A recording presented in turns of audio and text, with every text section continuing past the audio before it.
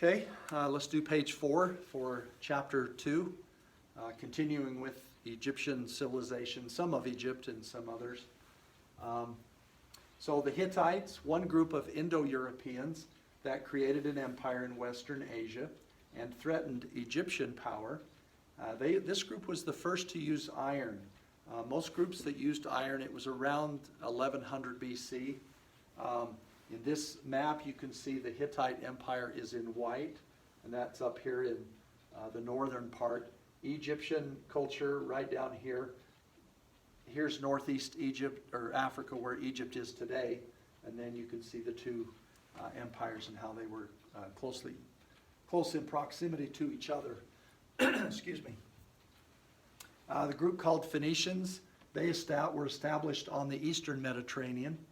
They built ships and became great international sea traders. And they're probably best known for their alphabet. And when we look at the word Phoenicians, we're often reminded of phonics, hooked on phonics, or to sound out a word phonetically. Okay, monotheistic, the belief in one God, Judaism and Israel, definitely monotheistic.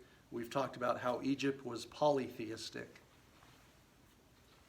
Okay, the Assyrians, they exploited the use of the iron weapons to establish an empire by 700 BC. So in this map, you can see Assyrian Empire by about 900 to 607 BC. This would have been probably their high point at 700 BC. But northeastern Egypt, Egyptian Empire, the Hittite Empire that we already talked about, and then a little bit farther east was the area of theirs. Ashurbanipal, one of the last Assyrian kings, established one of the world's first libraries at Nineveh. This is very important. It had provided abundant information about Southwest Asian civilizations. So what we know about these civilizations, a lot of it came from these libraries. King Nebuchadnezzar was a Chaldean king, and he revived the power of Babylon, and he's probably most noted for he had the Hanging Gardens of Babylon, as they're called today, built near his chief palace, and he had them built for his wife as a birthday present. The only one of the ancient wonders of the world that was considered alive. I believe it was built, they had a stone lattice, and the plants were planted around, and they grew and wove in and out of this stone lattice. So some of them would have grown down inside and hung down, and that's why they're called the Hanging Gardens. But they're really not sure where the location was of the Hanging Gardens. Babylon fell to the Persian armies of Cyrus the Great. Persians followed a policy of tolerance toward captives. So Persia is in modern-day Iran today, Iraq, out in that area.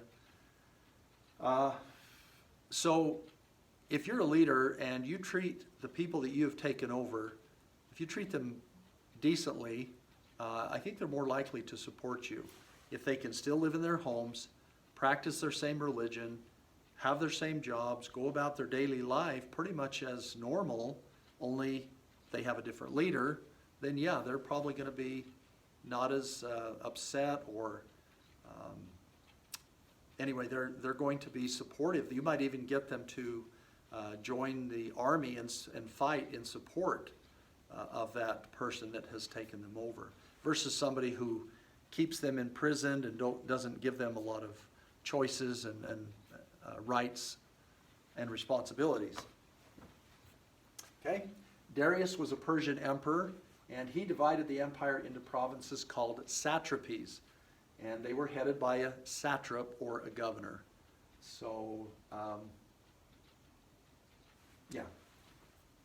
Okay, Zoroaster, revered as a Persian prophet, his teachings were recorded in a book called the Zend-Avesta, and the religion was known, or came to be known, as Zoroastrianism, so named after Zoroaster. And that finishes up our notes for chapter 2. Thank you.